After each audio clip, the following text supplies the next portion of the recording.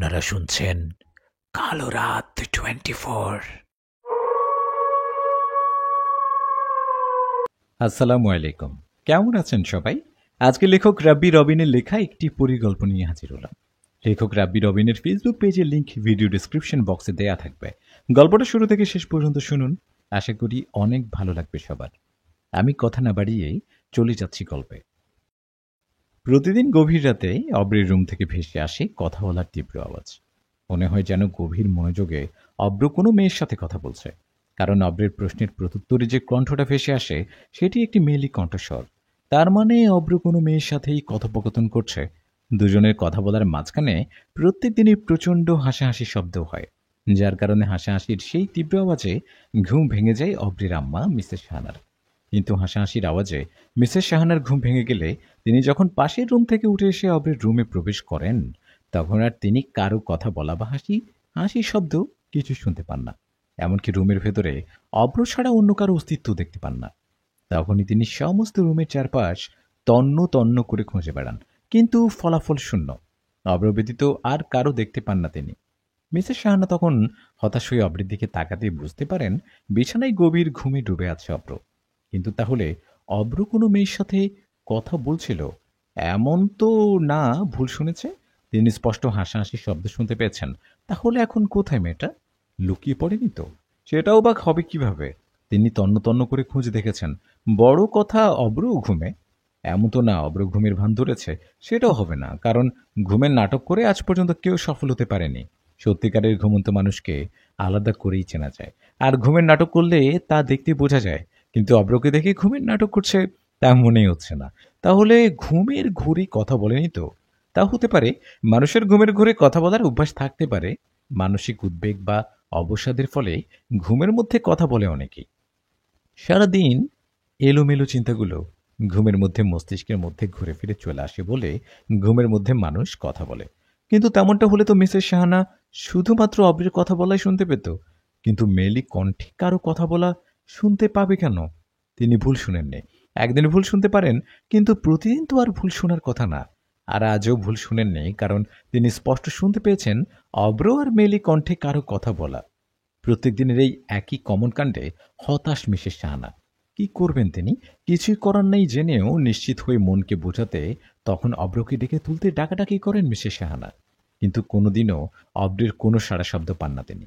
এভাবে অব্রকে কিছুক্ষণ ডাকাডাকি করে শেষমেশ তিনি হতাশ হয়ে ফিরে যান নিজের রুমে। তারপর কিছুক্ষণের ভেতর আবারও শুয়ে পড়েন। যখনই মিসেস শাহানার চোখ জোড়া লেগে আসবে, ঠিক তখনই তিনি আবারও শুনতে পান অব্রের রুম থেকে কথা বলার আওয়াজ ভেসে আসছে। চটজলদি আবার উঠে যান মিসেস শাহানা, কিন্তু একই দৃশ্য। অব্র ঘুমাচ্ছে, কিন্তু তিনি যে স্পষ্ট অব্রদের কথা বলা শুনতে পেয়েছেন। কি হচ্ছে এসব তার সাথে? নর্মাল কিছু নাকি প্যারানর্মাল কোনো কিছু? যাই হোক, সেবারও তিনি রুমে ফিরে আসেন এবং যথানিয়ত শুয়ে পড়েন আর অপেক্ষা করতে থাকেন কথা বলার আওয়াজের। কিন্তু না, সেদিনের মতন আর কথা বলার আওয়াজ শুনতে পান না। তখন তিনি ঘুমিয়ে পড়েন। পরের দিন সকালবেলা অব্র ঘুম থেকে উঠলে রাতের ব্যাপারটা সম্পর্কে জানতে চান মিসেস শাহানা। এদিকে মায়ের মুখে এমন অদ্ভুত ঘটনা শুনে হকচকিয়ে উঠে অব্র, যে সে যেন এর কিছুই জানে না। এদিকে মিসেস শাহানা অব্রের এমন প্রতিক্রিয়া দেখে বুঝতে পারেন অব্র ব্যাপারটা সম্পর্কে কিছুই জানে না। কিন্তু তাহলে ঘটনাটা কি? এ নিয়ে বিপাকগ্রস্ত মিসেস শাহানা। কর্মক্ষেত্রেও মন বসাতে পারেন না। পারবেনই বা কিভাবে? প্রত্যেকদিন একই ঘটনা ঘটতে থাকলে মন মেজাজ ঠিক থাকে কারো? না থাকারই কথা। প্রতিদিনের এমন ঘটনায় ইদানিং প্রচণ্ড বিরক্ত মিসেস শাহানা। তাই তো এখন আর তিনি কথা বলার শব্দ শুনতে পেলেও অব্রের রুমে আর প্রতিদিন ছুটে যান না। ব্যাপারটা এড়িয়ে চলার চেষ্টা করেন, কিন্তু সবসময় ইচ্ছে করলেও এড়িয়ে চলতে পারেন না। মাঝে মাঝে দেখতে ছুটে যেতেই হয় অব্রের রুমে। মায়ের মন বলে কথা। কি হলো না হলো ভেবে আর শুয়ে থাকতে পারেন না। তবে বেশিরভাগ সময়ই এড়িয়ে চলেন, কারণ জানেনই তো যে কোনো লাভ হবে না, কিছুই দেখতে পাবেন না, শুধু শুধু চিন্তা বাড়ানো। এই ঘটনাটা টানা 2 বছর ধরে ঘটে আসছে মিসেস শাহানার সাথে। অব্রের বাবার মৃত্যুর কয়েকদিন পর থেকেই বাবা মায়ের একমাত্র সন্তান অব্র এবার অনার্স 3য় বর্ষে অধ্যয়নরত। শহরের নামকরা একটা পাবলিক ইউনিভার্সিটিতে পড়তো অব্র, কিন্তু তার বাবার মৃত্যুর পর থেকে আর কখনো শহরে যায়নি। মায়ের কাছে থেকে জেলা শহরের একটা কলেজে পড়ছে এখন। এখানে মায়ের কাছে থেকে লেখাপড়া করছে অব্র। তার মা মিসেস শাহানা পেশাগত একজন সেবিকা। জেলা সদর হাসপাতালে কর্মরত তিনি। বর্তমানে মিসেস শাহানার স্যালারিতেই মোটামুটিভাবে তাদের সংসার চলছে। পড়ালেখায় বেশ ভালো অব্র, দেখতেও মাশাআল্লাহ, উঁচা লম্বা, শরীরের রঙও একদম পরিষ্কার, দেহের গড়নও যথেষ্ট সুন্দর। এক কথায় বলতে গেলে সুদর্শন এক যুবক। মোট কথা যে কোনো মানুষের নজর পড়বে অব্রের উপর। এমনই একজনের নজর পড়েছে অব্রের উপর। তার নাম অর্থী। অব্রদের সাথে একই কোয়ার্টারে থাকে, তাদের পাশের ফ্ল্যাটে। ভীষণ মিষ্টি একটা মেয়ে অর্থী, ভীষণ মিষ্টি। দেখতে গায়ের রং উজ্জ্বল ফর্সা না হলেও চেহারায় রয়েছে যথেষ্ট মায়া। চোখে মুখে অর্থীর যেন মায়ার পাহাড়। এবার ইন্টার ফাইনাল দিবে। অল্প কিছুদিনের আগে এই অব্রদের সাথে সরকারি কোয়ার্টারে এসে উঠেছে। তার আগে নাকি এই জেলা শহরের কোনো এক বাড়িতেই ভাড়া থাকতো সে। অল্প কিছুদিন আগেই তারা কোয়ার্টার পেয়েছে। অর্থীর বাবা প্রবাসী, দেশের বাহিরে থাকে। আর অর্থীর আম্মু পেশায় সেবিকা, মিসেস শাহানার কলিগ। মিসেস শাহানার সাথে একই ওয়ার্ডে ডিউটি করেন। এজন্য অবশ্য হাসপাতালের বাইরেও দুজনের বা দুই পরিবারের সম্পর্ক বেশ ভালো। তার উপর আবার পাশাপাশি ফ্ল্যাটে থাকেন। যাই হোক, অর্থের মায়ের জোড়াজুড়িতে অর্থীকে অব্রের সময় দিতে হয়, মানে অর্থীকে পড়াতে হয় অব্রের। মূলত অর্থীর চাপে পড়ে অর্থীর আম্মু অব্রকে জোড়াজুড়ি করেন তার মেয়েকে একটু সময় দিতে। অর্থী দেখতে যতটা মায়াবী, তার মাথায় ঠিক ততটাই গোবরে ভরা। পড়ালেখার ধারে কাছে ঘেঁষে না, কিন্তু কেন যেন অব্রের কাছে পড়লে ব্যাকুল হয়ে পড়েছে সে। আর মেয়ের এমন ব্যাকুলতা দেখে তার মাও অব্রকে জোড়াজুড়ি করে রাজি করে নিয়েছে। যদিও বা পড়াতে অব্রের বিন্দুমাত্র ইচ্ছে করে না, কত শত কথা বলতে লাগে, বকাঝকা করা লাগে, যা একদমই বিরক্তিকর। অব্র অল্পভাষী একজন মানুষ, কথা খুব কমই বলে, প্রয়োজনের বেশি কথা কখনোই বলবে না। কিন্তু কেন যেন অর্থের আম্মুর জোড়াজুড়িতে রাজি হয়ে গেল। প্রত্যেক দিনের মতো আজও রুমের বাতি সুইচ অফ করে ঘুমিয়ে পড়েছে অব্র। মিসেস শাহানার আজ নাইট ডিউটি, এই জন্য আজ একটু জলদি করেই ঘুমিয়ে পড়েছে অব্র। বাসায় আজ সে একা। মাঝে মধ্যে এমন একা থাকা লাগে অব্রের, কারণ মাসের মধ্যে 7 দিন তার মায়ের নাইট ডিউটি থাকে। আর সেই 7 দিন একা থাকাই রাত্রি যাপন করতে হয় অব্রের। যাই হোক, একা থাকতে সমস্যা হয় না অব্রের। বলতে গেলে ইদানিং একা থাকতেই তার ভালো লাগে। যদিও বা প্রচুর ভীতু টাইপের মানুষ ছিল অব্র।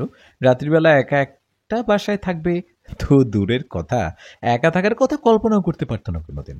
কিন্তু আশ্চর্যের ব্যাপার, ইদানিং একা একা একলা একটা বাসায় রাত কাটিয়ে দেয় সে। মিসেস শাহানা এতে একটু অবাক হলেও বেশ খুশি।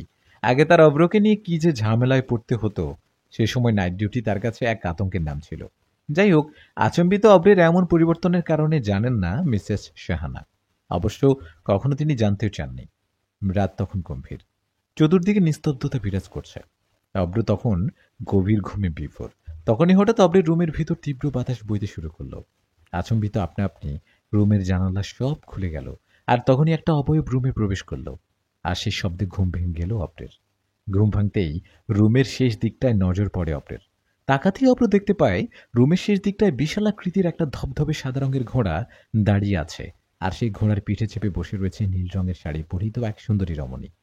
রমণী বললে কথাটা পুরোপুরি ঠিক হবে না, কারণ ঘোড়ার পিঠে চেপে বসা সে ব্যক্তি কোনো সাধারণ মেয়ে বা মানবী নয়, বরং পরী বা অসুরেরই। কারণ তার পিঠে রয়েছে বিশালাকার দুটি ডানা। ডানা দুটো তার নীল রঙের, হয়তো ডানার রঙের সাথে মিলিয়ে শাড়ি পরেছে। যাই হোক, রমণী দিকে অপর নজর পড়তেই খুশিতে আটখানা অপর। এ যে মল্লিকা, যার অপেক্ষাতে দিন কাটিয়ে রাতের অপেক্ষা করতে থাকে সে। নিস্তব্ধ এই নিশুতিতে হাজারো চেষ্টা করে অর্থের চোখ জোড়ায় আজ ঘুম আসছে না। না, একদমই ঘুম আসছে না তার। তার কারণ বিকেলের পর থেকে তার অব্রের চেহারা তার নজরে পড়েনি। মূলত অব্রের আম্মুর আজ নাইট ডিউটি থাকায় অব্রের দর্শন পায়নি অর্থে। একটা মেয়ে মানুষ হয়ে একলা একটা বাসায় এক যুবককে দেখতে পাওয়া যে মোটেও শোভা পায় না, কথাটা মাথায় রেখেই অর্থে আজ আর অব্রের বাসা যায়নি। যদিও বা মনে মনে কয়েকবার সিদ্ধান্ত নিয়েছিল পড়ার অজুহাতে একবার ঘুরে আসবে অব্রদের বাসা থেকে, কিন্তু শেষ পর্যন্ত বিবেক বোধের বাধায় পড়ে আর যাওয়া হয়নি। অবশ্য অন্যরকম কোনো ভয় নয়, অব্রের উপর যথেষ্ট ভরসা রয়েছে অর্থের। তার ভয় হচ্ছিল কোয়ার্টারের অন্যান্য পরিবারদের নিয়ে। তার থেকে বড় কথা, অর্থের আগমনে অব্র যদি বেঁকে বসে বা কিছু মনে করে, এই ভেবেই অর্থী অব্রের বাসায় যাওয়ার আর সাহস করেনি। কি যে হয়েছে ইদানিং অর্থের, সারাদিনই অব্র অব্র করবে। এদিকে অব্র তাকে তেমন পাত্তাই দেয় না। অবশ্য পাত্তা দেয় কিনা নাকি অব্রের স্বভাবটাই এমন, এখনো তা পরিষ্কারভাবে বুঝে উঠতে পারেনি অর্থী। সে যাই হোক, অব্র যেমনই হোক, তাকে যা পাত্তা দিক বা না দিক, অব্রের পিছু ছাড়ছে না অর্থী। চেষ্টা তাকে করে যেতেই হবে। সবথেকে বড় কথা, অব্রের পিছু পড়ে থাকার বা চেষ্টা করার সুযোগ তার রয়েছে। তার আম্মু তাকে সেই সুযোগ করে দিয়েছে। কথাগুলো মনে মনে ভেবে কালকে সকাল সকাল ঘুম থেকে উঠেই অব্রদের বাসায় যাবে বলে ঠিক করেছে অর্থি। সকাল সকাল পড়ার উছিলা করে নাস্তা নিয়ে যাবে অব্রের জন্য। ভেবে রেখেছে অর্থি, সকালে আন্টি কখন আসবে আর নাস্তা বানাবে কখন, সেই নাস্তা অব্র খাবেই বা কখন, এসব ভেবেই অর্থি ঠিক করেছে অব্রের জন্য নাস্তা নিয়ে যাবে। এতে অবশ্য তার এক কাজে দুই কাজ হবে, অব্রের ঘুমন্ত চেহারাটাও দেখা যাবে আর মনে ছটপটানিও দূর হবে। শুধুমাত্র সকালটা হবার অপেক্ষা। এসব কত শত চিন্তা করতে করতে গভীর ঘুমে হারিয়ে গেল অর্থি। সাদা রঙের ঘোড়ার পিঠে মল্লিকাকে দেখতেই খুশিতে গদগদ অব্র। এদিকে ততক্ষণে মল্লিকা ঘোড়ার উপর থেকে নিচে নেমে আসলো, আর তখনই আকস্মাৎ ঘোড়াটা অদৃশ্য হয়ে গেল। এতে অবশ্য হতবাক হলো না অব্র, কারণ এমন দৃশ্যের সাথে গত 2 বছর ধরে পরিচিত সে। এতে বিচলিত হওয়ার কিছু নেই। মল্লিকা যে ঘোড়া চেপে অব্রের সাথে দেখা করতে আসে, সেই ঘোড়া থেকে মল্লিকা নেমে পড়তেই ঘোড়াটা অলক্ষ্য হয়ে যায়। এর পিছনে অবশ্য মল্লিকার হাত রয়েছে, কারণ মল্লিকার ইশারাতেই ঘোড়াটা অদৃশ্য হয়ে যায়। ঘোড়াটা মল্লিকার ভীষণ প্রিয় একটা ঘোড়া। ছোটবেলা থেকেই ঘোড়াটা তার কাছে, তার সাথে খেলার সাথী হয়ে, সুখ দুঃখের সঙ্গী হয়ে। এই ঘোড়াটা মল্লিকাকে তার বাবা উপহার দিয়েছে তার 7ম জন্মদিনে। এই ঘোড়ার অবশ্য একটা সুন্দর মিষ্টি নামও রয়েছে, এরিন। এরিন নামটা মল্লিকাই রেখেছে। আরেকটা কথা, এরিন কিন্তু আমাদের দেখা সাধারণ কোনো ঘোড়া নয়। এরিন পরিস্থানের ঘোড়া, মানে হচ্ছে এরিন অশরীরী জগতের এক প্রাণী। দেখতে সাধারণ ঘোড়ার মতো হলেও তাদের রয়েছে জিনপুরীদের মতন অশরীরী সব শক্তি। যাই হোক, এরিক অদৃশ্য হয়ে যেতেই বিছানা ছেড়ে নেমে এলো অব্র। তারপর মল্লিকার কাছে এসে তার হাত জোড়া চেপে ধরে বারান্দার দিকে মল্লিকাকে নিয়ে যেতে যেতে অব্র বলে উঠল, আজ আর কেউ আমাদের বিরক্ত করতে আসবে না। কি যে এক জ্বালা, তোমার সাথে একটা দিনও মন খুলে কথা বলতে পারি না। মাসের এই 7টা দিনই আমি শান্তিতে থাকি, তোমার কাছে আসতে পারি, কথা বলতে পারি মন খুলে। তোমার চুলের মিষ্টি ঘ্রাণ নিয়ে মাতাল হয়ে যেতে পারি প্রাণ ভরে। আহ! অব্র এক হাতেই বারান্দার গ্রিল ধরে, অন্য হাতে মল্লিকার বাম হাতটা ধরে কথাগুলো বলে থামতে না থামতে মল্লিকা তার ডান হাতটা বাড়িয়ে দিল অব্রের দিকে। হাত বাড়িয়ে মল্লিকা বলে উঠল, দেখো তো তোমার জন্য কি নিয়ে এসেছি। কি এনেছো? উপহার এনেছি, নিজেই দেখে নাও। মল্লিকার হাত থেকে উপহারটা নিজের হাতে নিজেই হকচকিয়ে উঠল অব্র। এ তুমি কি এনেছো? ফুল এনেছি। কেন, কি হয়েছে? চেহারায় কৃত্রিম হাসি ফুটানোর চেষ্টা করে কথাটা বলে থামল অর্থী। এটা আবার কেমন ফুল? দেখতেই বা এমন কেন? পুতুলের মতো। আশ্চর্যান্বিত হয়ে জানতে চাইল অব্র। এই ফুলটার নাম ভ্যালেরিনা অর্কিড। এই ফুলটি দেখতে হুবহু পুতুলের মতোই।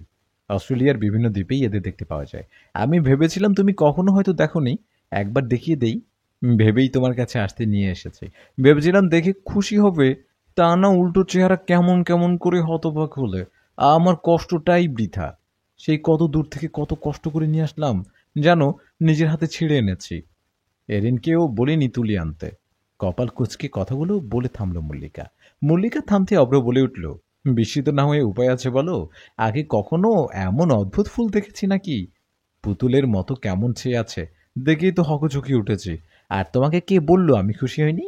কতটুকুন খুশি হয়েছি জানো তুমি, পাখিটা আমার? জানি জানি, ভালো করেছো। এবার বলো, তুমি আমাদের পরিস্থানে যাবে কবে? আজ যাব, কাল যাব করে করে তো 2 বছর কাটিয়ে দিয়েছো। আজ বিকেলে মারা গেছে অর্থির আম্মু। মায়ের লাশের পাশে বসে হাউমাউ করে কান্নাকাটি করে চলছে অর্থী। এদিকে অর্থের আত্মীয় স্বজন এক এক করে সবাই ভিড় করছে তার আম্মুর মৃতদেহ শেষবারের মতন দর্শন করতে। অর্থের সব আত্মীয় যার যার মতো করে আসেন, দেখেন, তারপর দেখেই আবার ফিরে যান। কারোরই খেয়াল নেই অর্থের দিকে। মামর একটা মেয়ের যে এই মুহূর্তে কারো সান্ত্বনা প্রয়োজন, কিন্তু অর্থের আত্মীয়দের মধ্যে তেমন কেউ নেই মনে হচ্ছে। যাই হোক, বেশ কিছুক্ষণ পর এমন একজনের দেখা মিলল যে কিনা অর্থীকে সান্ত্বনা দেওয়ার জন্য এগিয়ে এসেছেন। সেই ব্যক্তি অর্থের কাছে এসে জানতে চান, কিভাবে মারা গেছে তোমার আম্মু? জবাবে অর্থী কাঁদো কাঁদো গলায় জানায় হাচম্বিত মৃত্যু হয়েছে। কথাটা শুনতে সেই ব্যক্তি এক রহস্য ঘন হাসি এসে বলে উঠেন, সবারই একদিন মরতে হবে, তুমিও মরবা খুব শীঘ্রই হয়তো, একদম কাঁদবে না। কথাটা বলে চলে গেল সেই ব্যক্তি। এদিকে কথাটা শুনতেই অর্থের চোখে মুখে দেখা দিল স্পষ্ট এক আতঙ্কের ছাপ। এটি সান্ত্বনা ছিল নাকি হুমকি ছিল, বুঝে উঠতে পারল না অর্থী। যাই হোক, নিজেকে সামলে নিল অর্থে, কিন্তু আরেকটা ব্যাপারে তার মনে দেখা দিল উৎকণ্ঠা। অর্থে বেশ অনেকক্ষণ ধরে খেয়াল করলো তাদের সব আত্মীয় স্বজন যে যার মতো করে দেখে দেখে চলে যাচ্ছে। কেউ একবারের জন্য বলছে না দাফন কাফন করার ব্যাপারে কোনো কথা, কিন্তু দাফন কাজ তো সম্পূর্ণ করতে হবে। কিন্তু কেউ কেন এগিয়ে আসছে না? কিন্তু যদি এগিয়ে না আসে কেউ, নাই আসে, তাহলে কিভাবে হবে? অর্থী মেয়ে একটা মানুষ, কিভাবে কি করবে? তার একার দ্বারা তো অসম্ভব মায়ের সৎকার করা। এসব ভাবতেই অর্থী এবার যেই দেখতে আসছে তাকেই বলছে তার আম্মুকে দাফন করে দেওয়ার কথা। কিন্তু কেউই অর্থীর কথায় কর্ণপাত করছে না। অর্থীর কথায় কান দিচ্ছে না কেউ। এদিকে সবার এমন অবজ্ঞা দেখে সবার উপর প্রচন্ড ঘৃণা হতে লাগলো অর্থের। মনে মনে সিদ্ধান্ত নিয়ে ফেললো আর কোনো আত্মীয়ের সাহায্য চাইবে না, অব্রের সাহায্য নেবে। অর্থিক কথাটা মনে মনে ভেবে শেষ করতে না করতেই দেখতে পেল অব্র এসে উপস্থিত।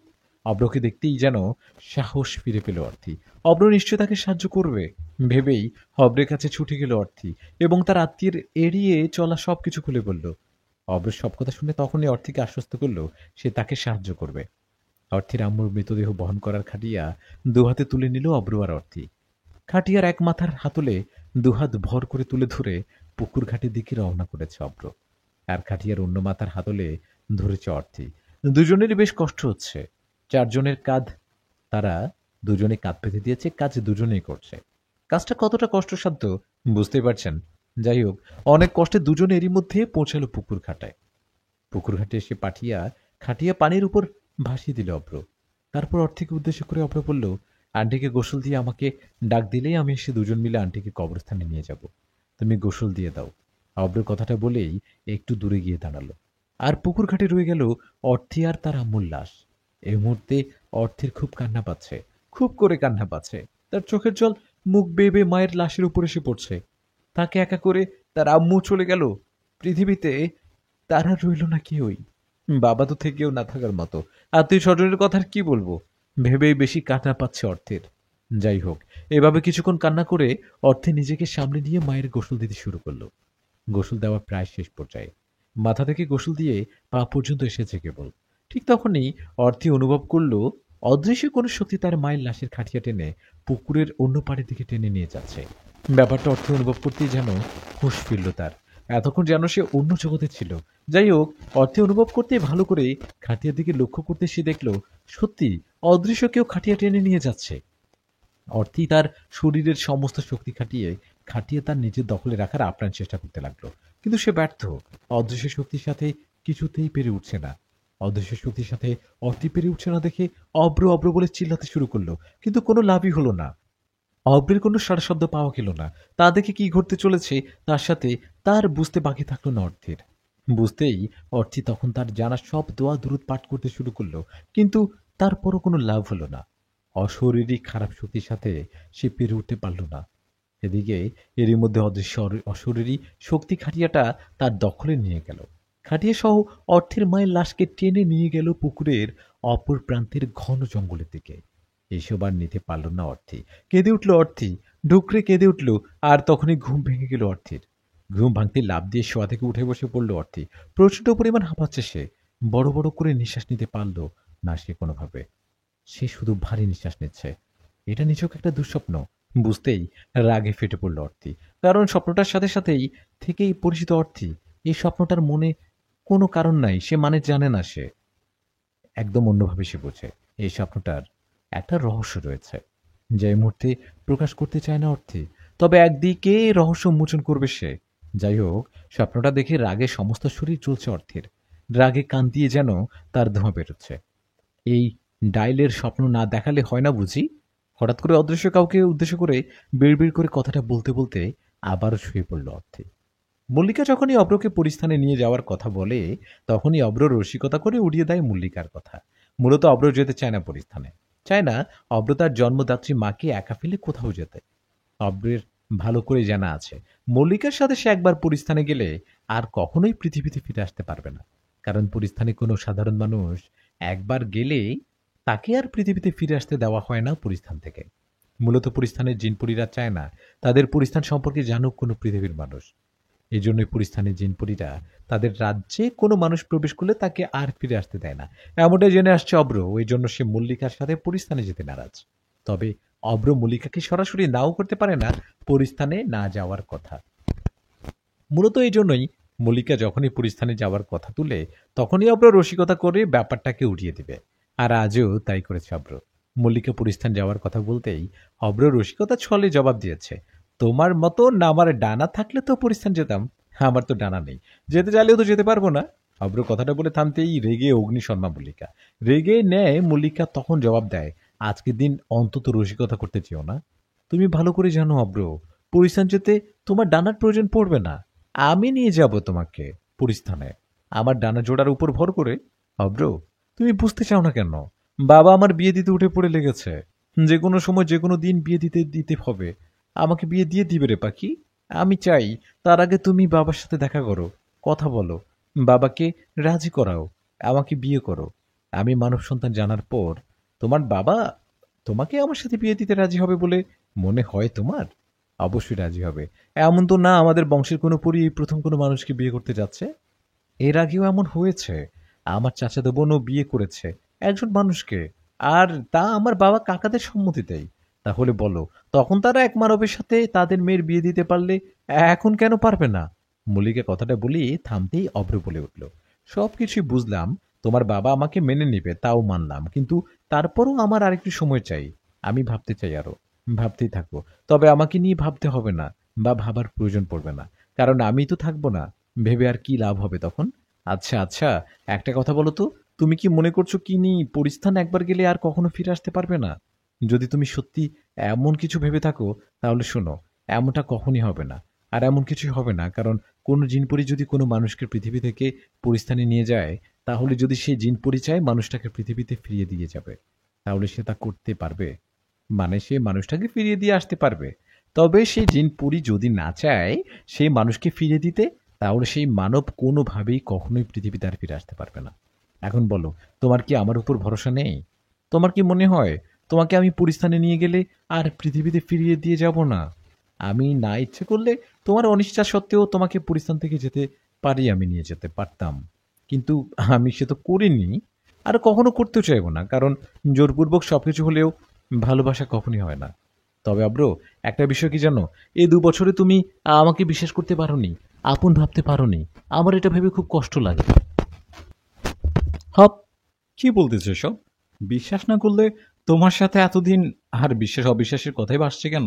আমি আসলে জানতাম পরিস্থানে একবার কোনো মানুষ গেলে সে আর ফিরে আসতে পারে না।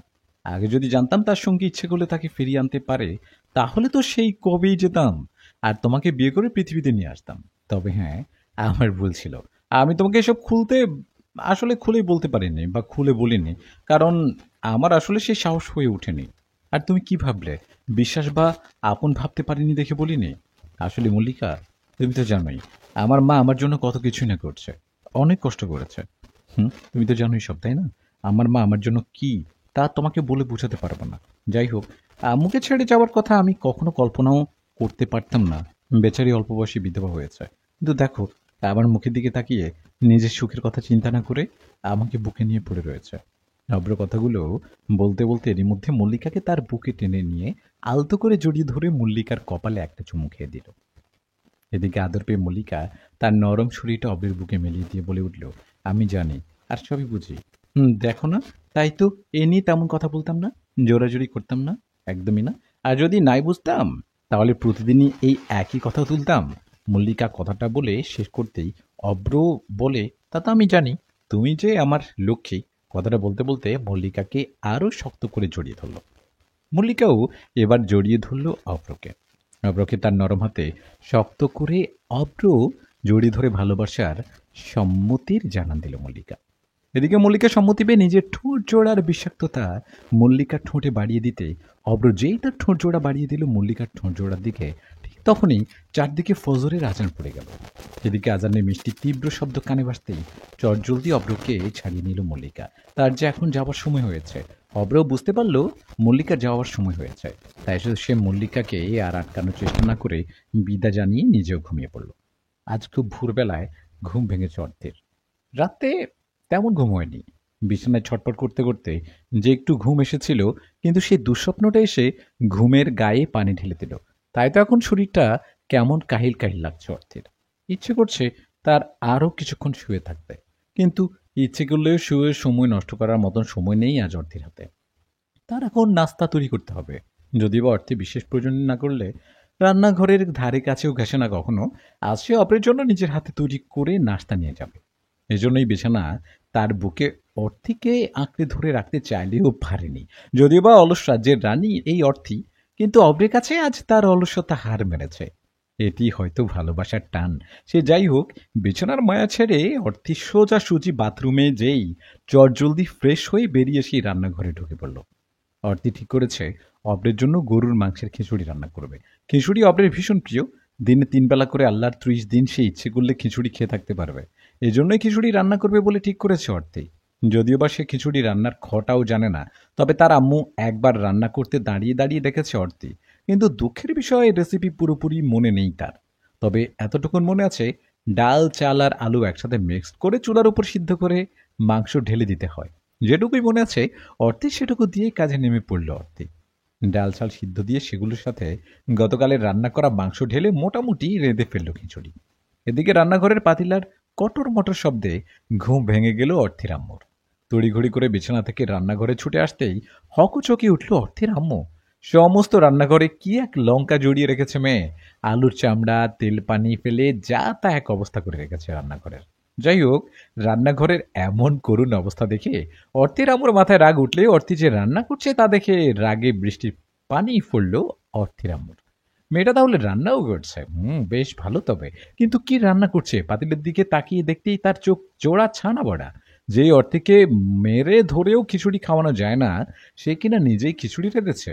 সূর্য আজ কোন থেকে উঠেছে?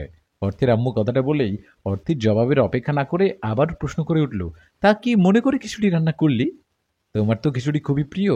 ভাবলাম মা মরা মেয়েটা সকালে ঘুম থেকে উঠেই কষ্ট করে নাস্তা বানাবে, আবার তড়িঘড়ি করে হাসপাতালে যেয়ে ডিউটি করবে, কত কষ্টই না হয়ে যায় তা ভেবে আমার মায়া হলো, আর সেজন্যই মা মরা মেয়েটার পছন্দের রান্না করে ফেললাম। ভালো করেছি না? অর্থের মুখে কথাটা শুনতেই হা হা করে উচ্চস্বরে হেসে উঠল অর্থের আম্মু। মেয়েটা আমার মিথ্যে বলতে শিখেছে। তার সত্যিটা বললে কি এমন মহাভারত অশুদ্ধ হয়ে যেত? না, আপনার পছন্দের খিচুড়ি রান্না করেছিস বললে কি হতো রে মা? জানি না আমি ভেবেছিস? বলে যাস নে। আমার পেট থেকে তুই এসেছিস, তোর পেট থেকে আমি না। ধুর, রাখো তো তোমার মায়েদের কমন ডায়লগ। হুম, তোমাদের সবার একই ডায়লগ। জলদি বলো কিভাবে জেনেছো? মায়ের গলা জড়িয়ে ধরে অর্থী নরম স্বরে কথাটা বলে থামতেই তার আম্মু বলে উঠল, ওই একই ভেবে, যেভাবে তুই জেনেছিস খিচুড়ি অব্রের প্রিয় খাবার। কথাটা বলে একটু হাসলো অর্থের আম্মু। তারপর আবার বলে উঠল, যা এবার অব্রকে ঘুম থেকে ডেকে তুলে খাইয়ে আয়। ঠান্ডা হয়ে গেলে খেয়ে স্বাদ পাবে না। আর শোন, তুই আগে খেয়ে দেখবি, নিজে খেতে পারলে ছেলেটাকে দিস। শুধু শুধু ছেলেটাকে কষ্ট দিতে যাস না। মানুষকে কষ্ট দেওয়া কিন্তু ভীষণ অন্যায়। মিটমিট করে হাসতে হাসতে কথাটা বলে থামলো অর্থের আম্মু। এদিকে মায়ের এমন খোলামেলা অনুমতি পেয়ে খুশিতে আটখানা অর্থী। চটজলদি মায়ের গলা জড়িয়ে রেখেই কপাল একটা চুমুকে, তোমার মতো যদি সবার মা হতো, কথাটা বলেই অব্রের জন্য খিচুড়ি নিয়ে ছুটে গেল অর্থী। খিচুড়ি হাতে অর্থী ছুটে এসে দাঁড়ালো অব্রদের ফ্ল্যাটের সামনে। ফ্ল্যাটের সামনে এসে খিচুড়ি ফ্লোরে রেখে অর্থী কলিং বেল চাপলো কয়েকবার, কিন্তু ভেতর থেকে কারোর সারা শব্দ আসলো না। অব্র যে পড়ে পড়ে বিছানায় এখনো ঘুমাচ্ছে তার বুঝতে বাকি থাকলো না অর্থের। ছেলেদের এই এক জ্বালা, ঘুমিয়ে ঘুমিয়ে জীবন পার করে দিতে পারে। অর্থী কথাটা বলেই নিজের জিহ্বায় কামড় বসালো। কি বলে ফেললাম? এক বুড়ি আরেক বুড়িকে বুড়ি বলে গালি দিয়ে ফেললাম। যাই হোক, অর্থী প্রায় ৮-১০ মিনিট ধরে একের পর এক কলিং বেল চাপার পর টনক নড়ল অব্রের। মানে অব্রের ঘুম ভাঙলো। ঘুম ভাঙতেই ঘুম কাতুরে চোখে দরজা খুলল অব্র। অব্র দরজা খুলতেই হান হান করে বাসার ভেতরে ঢুকে পড়ল অর্থী। অর্থীকে ভেতরে ঢুকতে দেখে একটু অবাকই হলো অব্র, যদিও অর্থীকে কিছুই বলল না অব্র। এদিকে অর্থী হনহন করে ভেতরে ঢুকেই ডাইনিংয়ে মুখ ফুলিয়ে বসে পড়লো আর ঝাঁঝালো গলায় বলতে থাকলো, এত সময় লাগে মানুষের দরজা খুলতে? একটা মানুষ কতক্ষণ কতক্ষণ দরজায় এভাবে দাঁড়িয়ে থাকতে পারে? সেই ২ ঘন্টা ধরে কলিং বেল দিচ্ছি তো দিচ্ছি, দরজা খোলার কারো নাম গন্ধই নেই। কথাগুলো একাধারে বলে থামলো অর্থী। ২ ঘন্টা কথাটা বাড়িয়ে বলেছে অর্থী। কেন বলেছে তার জানা নেই, মুখ ফুসকে বলে ফেলেছে। অবশ্যই কথা একটু বাড়িয়ে বলার অভ্যাস অর্থীর সেই ছোটবেলা থেকেই। যাই হোক, অর্থীকে এমন রাখতে দেখে ডাইনিংয়ে অর্থীর কাছে এসে দাঁড়ালো অব্র। তারপর শান্ত গলায় জানতে চাইল, অর্থী তুমি এত সকালবেলায় কেন? পড়তে এসেছো বুঝি? এখন সকালবেলা? ঘড়িতে তাকিয়ে দেখেন কয়টা বাজে। অর্থী তুমি তো জানোই আমার নাইট ডিউটিতে আমি বেলা করেই উঠি। তাছাড়া আমার সেই কয়দিন রাতও জাগতে হয়। হুম, জাগতে তো হবেই। জাগতে হবে না? গভীর রাতেই তো রোমান্টিক রোমান্টিক গল্প করতে আলাদা মজা। দিনে কি আর তা সেই পাওয়া যায়? তাই না ভাইয়া? অর্থীর চিবানো চিবানো রহস্যঘন গলায় রাত জেগে কথা বলার কথাটা শুনতেই বিস্মিত হলো অব্র। কেসে উঠল অব্র। কয়েকবার কেসে নিয়ে ভাবনায় পড়ে গেল। এ মেয়ে কিভাবে জানলো? শুনেছে নাকি আমার কথা বলা? মল্লিকার কথা বলা তো শুনতে পাবে না, তার মানে কি আমার কথা বলাই শুনেছে? কিন্তু তা কিভাবে সম্ভব? আমি তো একেবারে আস্তে আস্তে কথা বলেছি। বিপরীত পাশে ফ্ল্যাটে থেকে তো তা কোনোভাবেই শোনার কথা না। কোনো কাজে হয়তো বাইরে বের হয়েছিল, তখনই শুনেছে হয়তো। যাই হোক, শোনো তাহলে অর্থী, আমি ফ্রেশ হয়ে আসছি, তুমি বসো, তারপর না হয় পড়া শুরু করা যাবে। অব্রের কথাটা বলেই অর্থীকে বসিয়ে রেখে বাথরুম থেকে ফ্রেশ হয়ে বের হতে দেখলো টেবিলের উপর দুটো প্লেটে খিচুড়ি বেড়ে রেখে বসে আছে অর্থী। খিচুড়ি দেখতেই চোখ জোড়া জল জল করে উঠলো অব্রের। জিব্বায়ও জল চলে জমে এসেছে এরই মধ্যেই। লোভার্ত দৃষ্টিতে অব্র খিচুড়ির দিকে কিছুক্ষণ তাকিয়ে থেকে বলে উঠল, হাঁটি পাঠিয়েছে? না, আমি আমি রেঁধেছি নিজের হাতে, তারপর নিয়ে এসেছি আপনার জন্য। তুমি রেঁধেছ? হাস্যজনিত হয়ে জানতে চাইল অব্র। না, আমার ভূত রেঁধেছে, খেয়ে দেখুন এবার কেমন হয়েছে। অর্থী কথাটা বলে শেষ করতে না করতে আর দেরি না করেই অব্র ঘপাঘপ খেতে শুরু করে দিল অর্থীর রান্না করা খিচুড়ি। অব্র মাথা নিচু করে খাচ্ছে তো খাচ্ছে, উপরের দিকে আর তাকাচ্ছে না, খুবই মনোযোগ সহকারে খাচ্ছে। দেখে মনে হচ্ছে যেন কয়েক মাস ধরে না খেয়ে আছে সে। এদিকে অব্রের এই অবস্থা দেখে রাগে ফুলতে শুরু করলো অর্থী।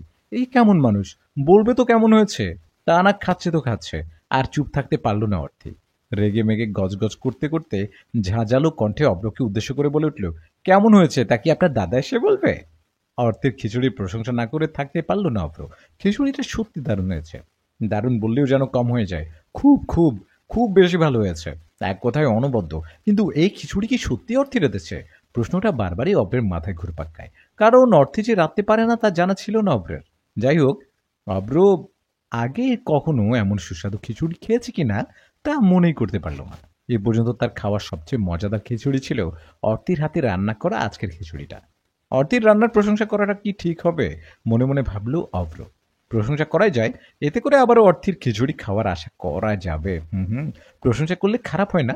ভাবতেই অব্র অর্থীকে উদ্দেশ্য করে বলে উঠল, তুমি তো দারুণ রাঁধতে পারো। আমার তো বিশ্বাসই হচ্ছে না তুমি রেঁধেছ।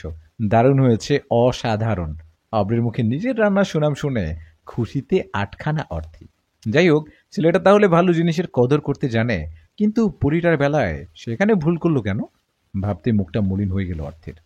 এদিকে অর্থের মলিন মুখ দেখতেই অব্র বলে উঠল, কি ব্যাপার, প্রশংসা কি একটু কম হয়ে গেল নাকি? না না ভাইয়া, খুশি হয়েছি। তাহলে মন খারাপ কেন? এমনি ভাইয়া, একটা পুরনো কথা মনে পড়ে গেল।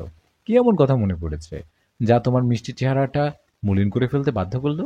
অন্যদিন বলবো সে কথা। আচ্ছা ভাইয়া, আমাকে আজকে ঘুরাতে নিয়ে যাবেন? আমাকে না আসলে ঘুরতে নিয়ে যাওয়ার বা সময় দেওয়ার মতো কেউ নেই।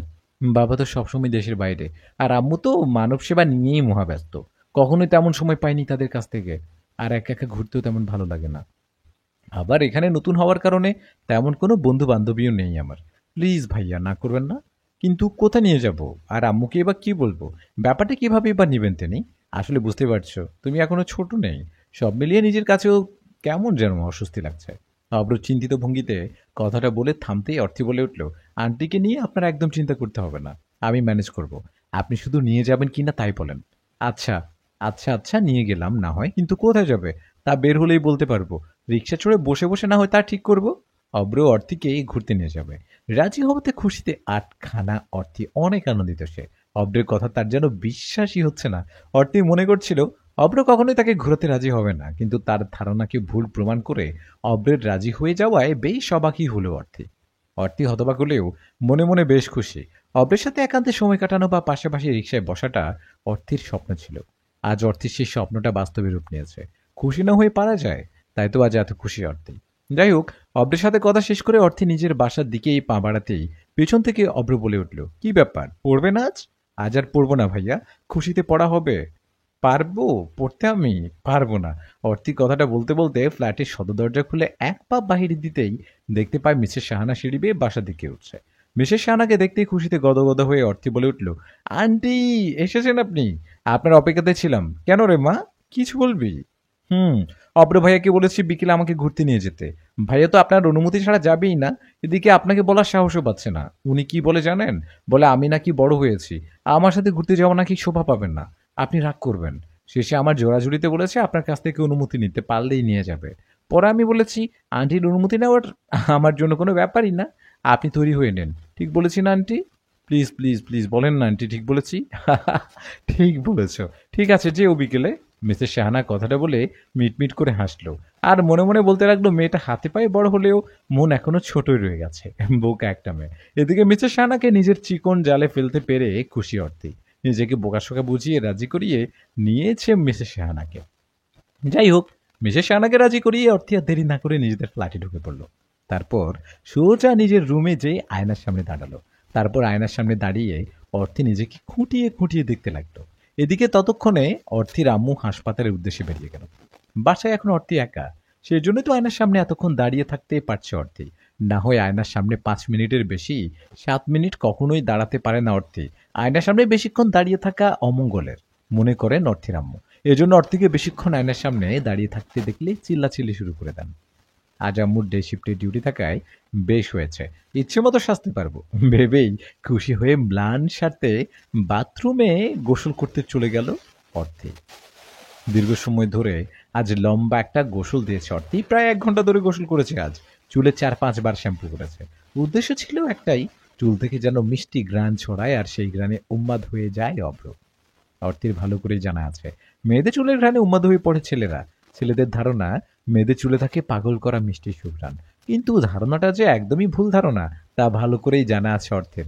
মূলত মেয়েদের চুলে আলাদা কোনো ঘ্রাণ নেই, যেই ঘ্রাণটা পাওয়া যায় তা কেবল শ্যাম্পুরই ঘ্রাণ।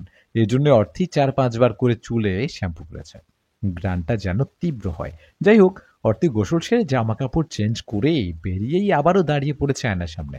তারপর নিজেকে আবারও নিখুঁতভাবে দেখে নেয় তার আম্মুর আলমারিতে তুলে রাখা লাল রঙের শাড়িটা বাহিরে বের করে এনে পরিপাটি করে পরে নিয়ে সাজতে শুরু করলো।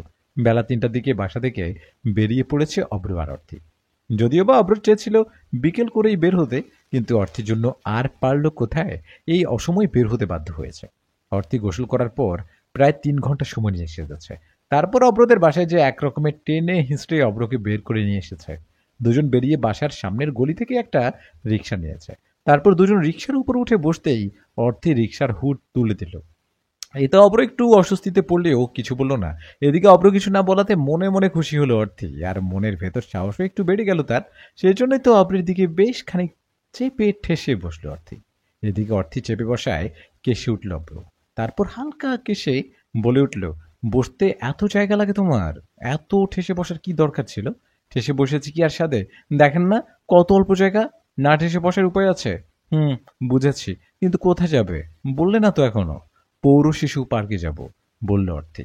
কিন্তু শিশু পার্কে যাবে তো শিশুরা, আমরা কেন? আমাকে কি আপনার বুড়ি মনে হয়? অর্থীর বাচ্চাদের মতো কথাটায় হো হো করে হাসিতে ফেটে পড়ল অভ্র। তারপর বলে উঠল, আচ্ছা আচ্ছা, ঠিক আছে ঠিক আছে, ঠিকই বলেছ অবশ্য। যদিও বা অভ্র আনমনে চেয়েছিল মনে মনে অন্য কোথাও যেতে, কিন্তু অর্থীর কথাটা ফেলতে না পেরে সিদ্ধান্ত নিল পার্কে যাবে। যাই হোক, রিক্সায় এমন টুকটাক কথাবার্তা বলতে বলতে এরই মধ্যে দুজন পৌঁছে গেল পার্কে। পার্কে পৌঁছে বাইরে আর সময় নষ্ট না করে চটজলদি 2টা টিকিট কেটেই ভেতরে ঢুকে পড়ল দুজন। পার্কে ভেতর দুজন পাশাপাশি হাঁটছে, কেউ তেমন কোনো কথা বলছে না। এভাবে কেটে গেল কিছুক্ষণ, আর তখনই অর্থী বলে উঠল, চলেন ভাইয়া, শেষ দিকটা যাই। সেখানে অনেককাল আগের একটা গভীর কূপ রয়েছে। সেটা এতটাই গভীর যে তার সংযোগ পাতালের সাথে। জানেন, সেখানে 2টো শতবর্ষী মজার মাছও রয়েছে। গজার মাছ, শতবর্ষী গজার মাছ যে আছে আপনি জানতেন? জানতেন না হয়তো। সেগুলোকে দেখতে না আমার অনেক ভাল লাগে। অর্থের মুখে কথাটা শুনতেই ভ্রু কুঁচকে অভ্র বলে উঠল, তুমি তো বলেছ আগে কখনো এখানে আসোনি, তাহলে গজার মাছের কথা জানলে কিভাবে? আর তুমি, আর তোমার দেখতে ভাল লাগে মানে? তুমি দেখেছো? আরে আমি শুনেছি, ভাল লাগে বলতে ভাল লাগবে তাই বলতে চেয়েছি। থতমত করতে করতে কথাটা বলে থামলো অর্থী। আর তখনই অভ্র বলে উঠল, আমি এখানকার স্থানীয়, এখানে বেড়ে উঠেছি, আর এই পার্কটায় না হলেও কয়েক হাজার বার এসেছি। অথচ আমি জানিও না বা শুনিও নি এখানে গভীর কূপ রয়েছে, আর গজার মাছের কথা তো দূরের কথা। আর তুমি কয়েকদিন হলো আসলে, আর এরই মধ্যে শুনেছো জেনেছো? কার থেকে জানলে? তোমার তো মনে হয় ভুল জেনেছো তুমি, যা সে তোমাকে মিথ্যে বলেছে। আরে মিথ্যে বলেনি, আপনি আমার সাথে চলেন না, নিজে চোখে দেখে নেবেন। তোমার সাথে চলবো মানে? তুমি কিভাবে চিনবে কোন জায়গাটায় কূপ? আরে সেটা পরেও জানতে পারবেন, রাখেন এসব কথা। এখন বলেন, আপনি কি জানেন একটা গজার মাছের বয়স যখন 2 যুগেরও বেশি হয়ে যায়, তখন আর সেটা মাছ থাকে না, দানব হয়ে যায়। তারা তখন ইচ্ছে করলে যা কিছু করতে পারে, যে কোনো রূপ ধারণ করতে পারে। এখানকার গজার মাছ দুটোও কিন্তু দানব, যদিও এগুলোর ব্যাপারে মানুষ কিছু জানে না, আর আজ পর্যন্ত কেউ এদের এখানে দেখতেও পায়নি। তবে আমি দেখেছি কয়েকবার। মাছগুলো মানে দানবগুলো আমার অনেক প্রিয় জানেন। আমি প্রায় এখানে এসে গল্প করি। কথাগুলো বলেই জিহ্বায় কামড় বসালো অর্থী। তারপর হা হা করে হেসে উঠে কথার মোড় অন্যদিকে ঘুরিয়ে বলে উঠল, মজা করলাম ভাইয়া, চলেন তাহলে দেখে আসি। কোনো মানুষ দেখেনি তো কি হয়েছে, আমরা দেখলেও তো দেখতে পারি। কথাটা বলেই অর্থী আচম্বিত অব্রের হাত চেপে ধরে গভীর কূপের দিকে হাঁটতে শুরু করলো। আর অব্র বোকার মতো চলতে শুরু করলো অর্থের পেছু পেছু। অর্থের হাত ধরে গভীর কূপের কাছে পৌঁছতেই চমকে উঠল অব্র। এখানে যে সত্যি সত্যি একটা কূপ দেখা যাচ্ছে। অবশ্য এটিকে কূপ বলাও ঠিক হবে না, কূপ বললে যে ভুল হয়ে যাবে, কারণ কূপটার আয়তন সাধারণ কূপ বা কুয়োর আয়তনের দিক থেকে যথেষ্ট বেশি। কূপটার আয়তন ছোটখাটো একটা পুকুরের মতো নেই। যাই হোক, কূপটা দেখতেই অব্রের মাথায় ঘুরপাক খেতে শুরু করলো। অব্র এতক্ষণ ভেবেছিল অর্থিক কারো কাছ থেকে কুয়োর ব্যাপারে গুজব শুনেছিল। এখানে আসলেই সে তার ভুল বুঝতে পারবে। এখানে এসে যখন দেখবে এখানে কোনো কূপ টুপের অস্তিত্ব নেই, তখনই সে বুঝতে পারবে সে যে কারো গুজবে কান দিয়ে ফেলেছিল। তাই তো অব্র তখন আর কথা না বাড়িয়ে অর্থের পিছু পিছু এখানে আসতে আগ্রহ দেখিয়েছে। এখানে যে কোনো কূপ টুপ নেই সেই ব্যাপারে শতভাগ নিশ্চিত ছিল অব্র। এই পার্কে সে অসংখ্যবার এসেছে, আর এখন ঠিক যেই জায়গাটায় কুয়োটা দেখতে পাচ্ছে এই জায়গাটায় অসংখ্যবার এসেছিল অব্র, কিন্তু কোনোদিনও কূপটা দেখতে পায়নি অব্র।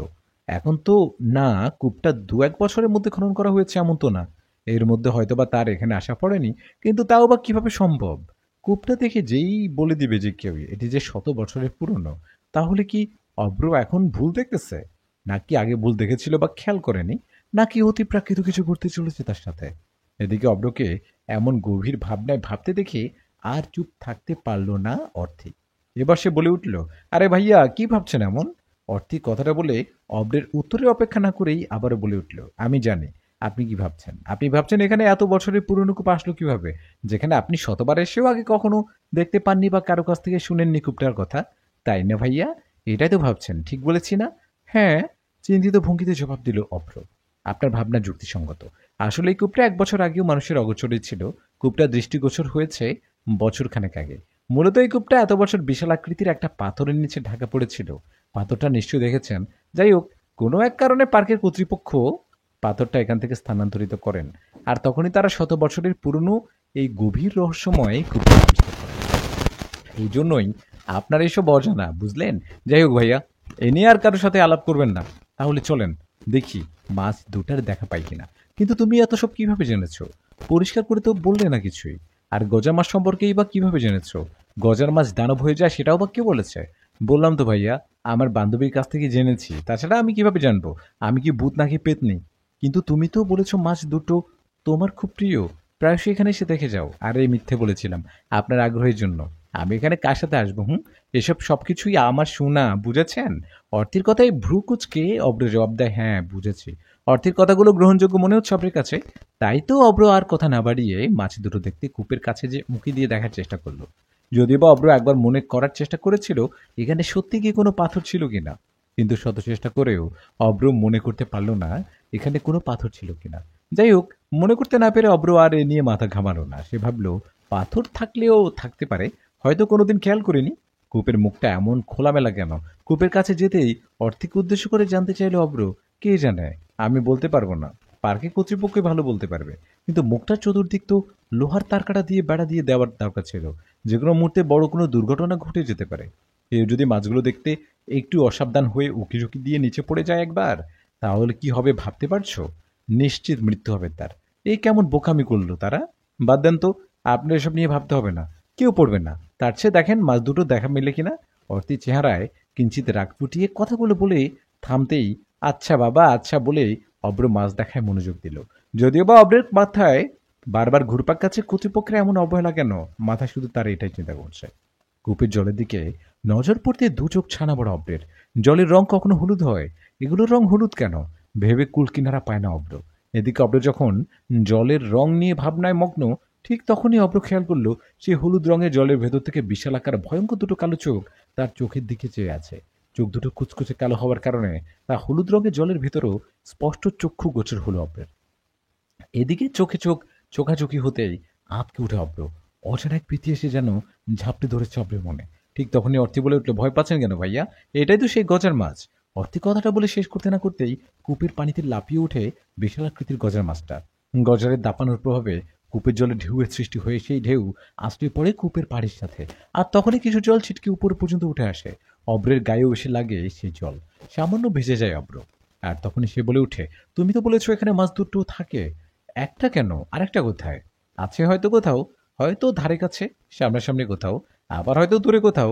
হা হা, বলেছিলাম না ভাইয়া, কূপের সাথে সমুদ্রতলের সাথে সমুদ্র আছে সম্পর্ক। এখানেই যে তাদের থাকতে হবে এমনটাও তো না, নাকি? বুঝলাম, থাকলেই ভালো, কিন্তু এখানকার পানির রং হলুদ কেন? তা তো আমি বলতে পারবো না। আম্মু ভালো থাকলে আম্মু বলতে পারতো, আম্মু ভালো জানে। কার আম্মু? তোমার আম্মু জানে সব। অব্র অবাক হয়ে জানতে চাইলে অর্তি বলে উঠে, হুম, আরে আমার বান্ধবীটা তো এসব আমার আম্মুর সামনেই বলেছে। মানে আমার বান্ধবীটা আমার বাসায় একদিন এসেছিল, আর সেদিনই কথায় কথায় এসব বলেছিল। আম্মু ছিল সেখানে, আর তাই আম্মু এসব জানে। বুঝেছেন? বুঝলাম, কিন্তু পানি কেন হলো তা তুমি জানো না, অথচ তোমার আম্মু জানে। আরে ছাগল, তখন আমি ছিলাম না সেখানে, একটা কাজে তখন আমি উঠে অন্য রুমে যাই।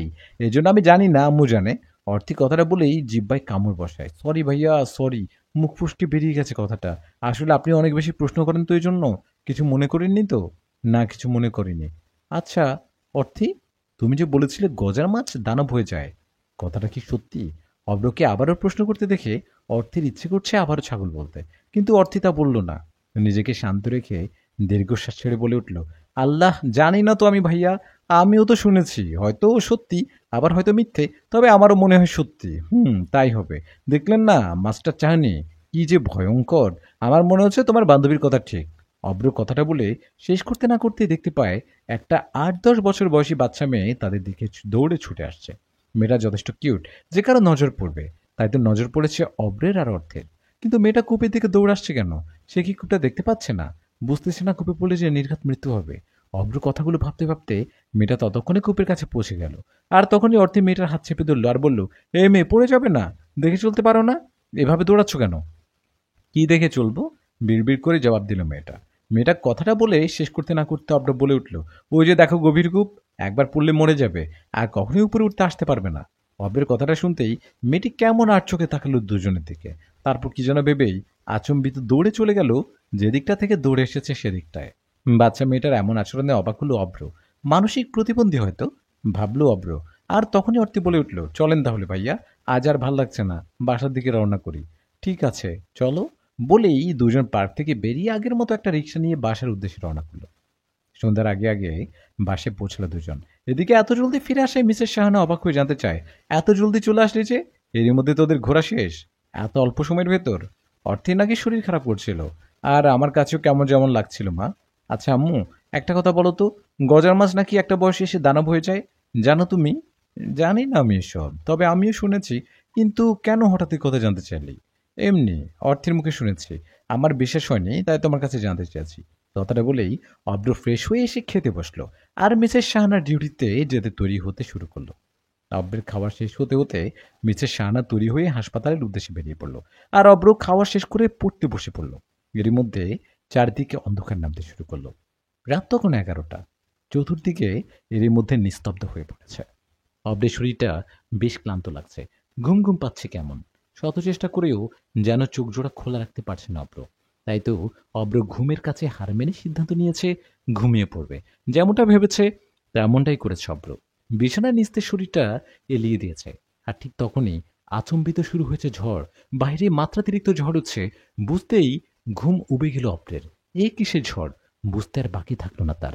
বিছানার উপর চটজলদি উঠে বসলো অব্র। উঠে বসতেই তার নজর পড়ল দূরে এরিনের পিঠে চেপে বসে আছে মল্লিকা। মল্লিকা দেখতেই আজ আঁতকে উঠল অব্র। মল্লিকাকে আজ ভীষণ ভয়ঙ্কর দেখাচ্ছে, খুব বেশি ভয়ঙ্কর। এমন রূপে মল্লিকাকে আগে কখনো দেখেনি অব্র। মল্লিকাকে ভীষণ ভয়ঙ্কর দেখাচ্ছে, এমন ভয়ঙ্কর রূপে মল্লিকাকে আগে কখনোই দেখেনি অব্র। মল্লিকার লাল চক্ষু জোড়ার দিকে নজর পড়তেই তাই তো বারবার আঁতকে উঠছে অব্র। উফ, কি যে ভয়ঙ্কর!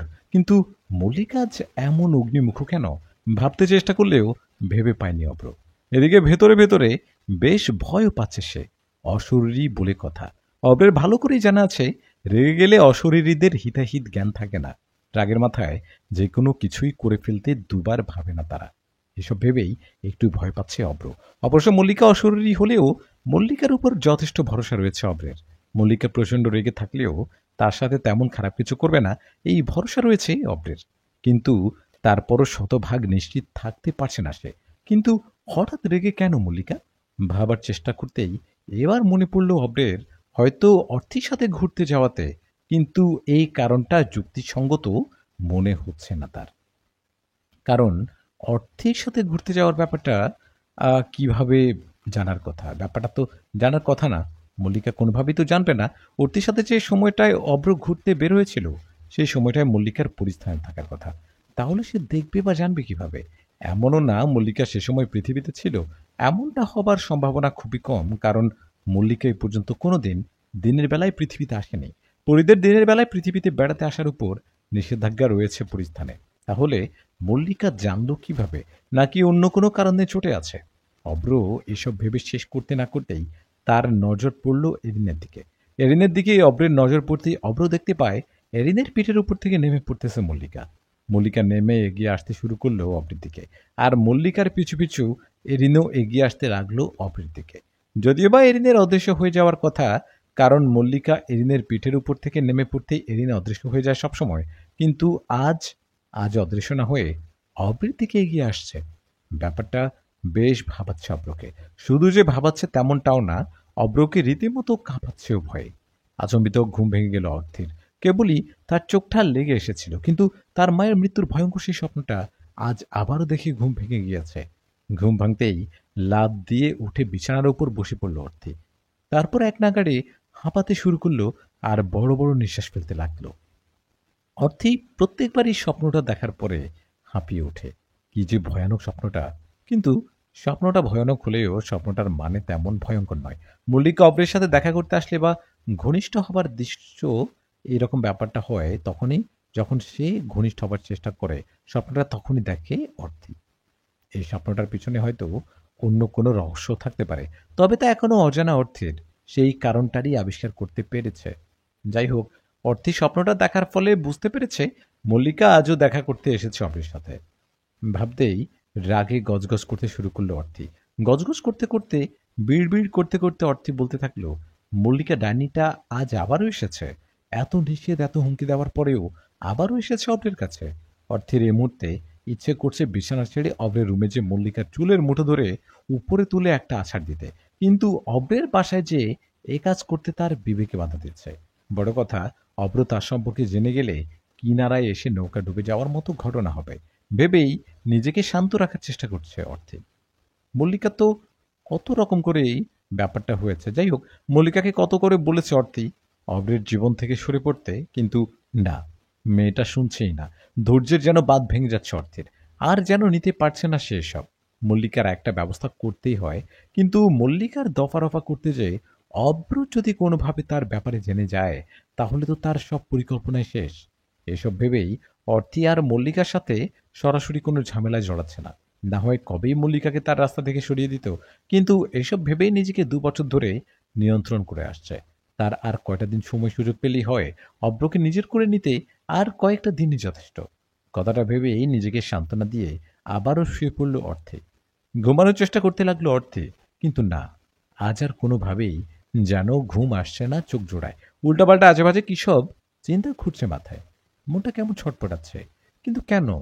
এই স্বপ্নটা তো সে হাজারবার দেখেছে, কিন্তু আগে কোনোদিন তো এমন লাগেনি তার কাছে। তাহলে আজকেই কেন এমন লাগছে? নাকি আজ অন্য কিছু ঘটতে চলছে যা সে কল্পনাও করতে পারছে না বা করছে না? যাই হোক, মল্লিকাকে নিয়ে আর ভাবতে চায় না অর্থেই। কি বা আর ভাববে? মল্লিকার জায়গা যে আজ সেও থাকতে পারত, যদি না সেদিন মল্লিকাকে সে একা পৃথিবীতে আসতে না দিত। কেন যেন অর্থীর আজ সেই ২ বছর আগের ঘটনাগুলো বারবার মনে পড়ছে। কিভাবে সম্পর্ক হয়েছে মল্লিকা আর অভ্রের? বারবার ঘটনাগুলো মাথায় ঘুরপাক খাচ্ছে তার। ২ বছর আগের ঘটনা। সেদিন অভ্রের বাবা মারা গিয়েছিল। অভ্র সে সময় শহরে পড়াশোনা করত। বাবার মৃত্যুর খবর শুনেই অভ্র সেদিনই বাড়িতে ছুটে এসেছিল।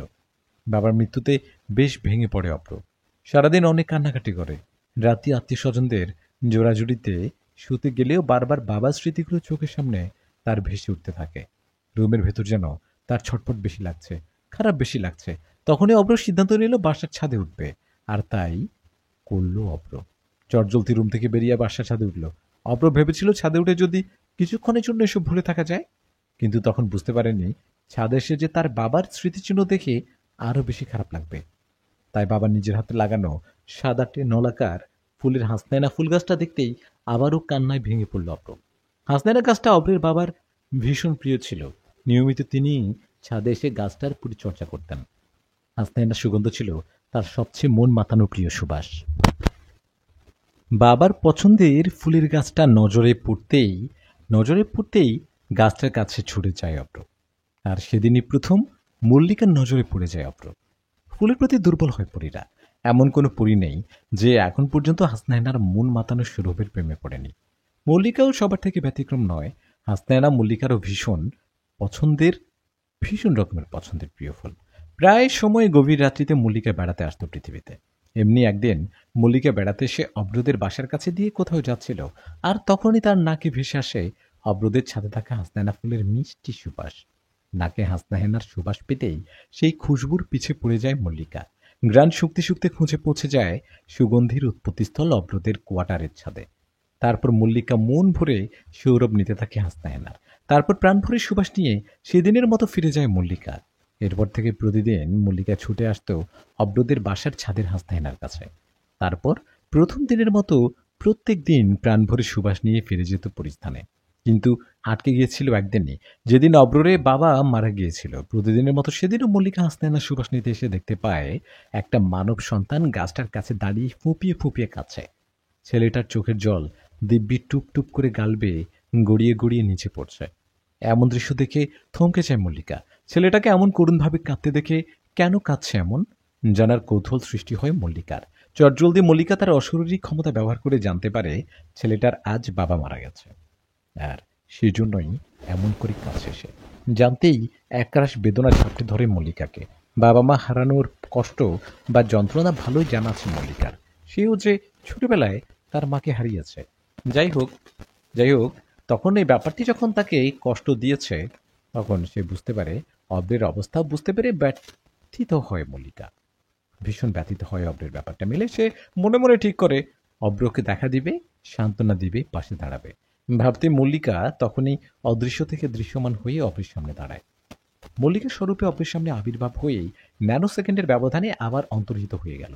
অব্র দেখতে বা অনুভবই করতে পারল না যে ন্যানো সেকেন্ডের জন্য কেউ একজন তার সামনে দাঁড়িয়েছিল। মূলত মল্লিকা বাতাসের মতো অন্তর্হিত হওয়াতেই অব্রের নজরে দৃষ্টিগোচর হয়নি। মল্লিকা এত অল্প সময়ের ব্যবধানে ঘটনাটা ঘটিয়েছে যে অব্রের নজর পড়ার আগেই উধাও হয়ে গিয়েছে সে। আর এজন্যই মূলত অব্র কারো অস্তিত্ব অনুভব করেনি বা কাউকে দেখতে পায়নি।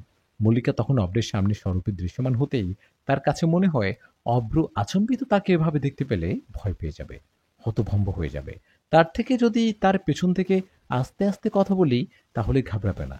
কথাটা ভাবতেই তখন অন্তর্হিত হয়ে পড়ে মল্লিকা। মল্লিকা তখন অদৃশ্য হয়ে আবারও 1 মিনিটের মাথায় দৃশ্যমান হয়। তবে এবার অব্রের পিছনে। এবার আর সে বোকামি না করে অব্রের পিছনে স্বরূপে দৃশ্যমান হয়ে অব্রের কাঁধে আলতো করে হাত রেখে বলে ওঠে, পৃথিবীতে কারো মা বাবা চিরকাল বেঁচে থাকে না। চিরজীবন কেউই কোনোদিন বেঁচে থাকতে পারে না। আমার বেলায়ও তো তাই হয়েছে। কই, তাই বলে কি আমি এমন ভেঙে পড়েছি? আপনি এমন ভেঙে পড়ছেন কেন? আপনি কি জানেন আপনাকে এখন কষ্ট পেতে দেখে যে আপনার বাবার দ্বিগুণ বেশি কষ্ট হচ্ছে? আপনার বাবা এখন হয়তো আপনার ধারে কাছেই কোথাও আছেন। আপনাকে কষ্ট পেতে দেখে হয়তো নিজেও কষ্ট পাচ্ছে। আমি আপনি হয়তো তাকে আমরা দেখতে পাচ্ছি না। প্লিজ ভেঙে পড়বেন না। নিজেকে শক্ত রাখুন। আর মায়ের কাছে ধার থেকে তাকে সাহস দেন, ভরসা দেন। মল্লিকা কথাগুলো বলেই চটজলদি অব্রের পেছন থেকে অদৃশ্য হয়ে গেল। আর ঠিক তখনই কে কথাগুলো বলেছে তা দেখতে পিছনে ফিরে তাকলো অব্র। অব্র পেছন ফিরে কারো উপস্থিতি না পেয়ে ভেবে বসে হয়তো কথা বলা ব্যক্তির ছাদ থেকে নেমে পড়েছে। অব্র ভেবেছিল তাদের বাসার আত্মীয় স্বজনদের মধ্যে কেউ একজন হবে হয়তো। এই ভেবেই অব্র হঠাৎ করেও কারো স্পর্শ বা কথাগুলো শুনে হকচকিয়ে ওঠেনি। কিন্তু অব্র তখন ভয় না পেলেও একটু পর ঠিকই পেয়েছে। কারো উপস্থিতি না পেয়ে অব্র তার কোনো আত্মীয় ভাবার পরেই তার হঠাৎ মনে পড়ে এমন বয়সী তার কোনো আত্মীয় বাসায় আসেনি। যে একজন মেয়ে এসেছিল সে তো দিনের বেলাতে ফিরে গিয়েছে। তাহলে তার কাঁধে হাত রাখলো কে? আর কথাই বা বললোটা কে? নাকি সে ভুল শুনেছে কারো বলা? তাহলে স্পর্শ? সে তো স্পষ্ট কারো স্পর্শ অনুভব করেছে। ভুল কিছু ভাববার প্রশ্নই ওঠে না। কারণ যে অব্রকে স্পর্শ করে কথাগুলো বলেছিল সে যেতে তার উপস্থিতির একটা ছোট প্রমাণ রেখে গিয়েছে। তার হাতের হাসনাহেনা সুগন্ধি অব্রের কাঁধের সাথে মিশে গিয়েছিল। আর সেই সুবাস নাকে শুকতেই অব্র নিশ্চিত হলো এখানে তার কাছে কেউ একজন এসেছিল আর তাকে স্পর্শ করেই কথাগুলো বলে গিয়েছে। কিন্তু সে কে? আর মুহূর্তের মধ্যেই বা কিভাবে উধাও হয়ে যেতে পারে? 2-1 সেকেন্ডের ভেতর তো কারো ছাদ থেকে নেমে যাওয়ার কথা নয়। অসম্ভবই বটে। আর যদিও ধরে নেই খুব দ্রুত নেমে পড়েছে, তাহলে কে সে?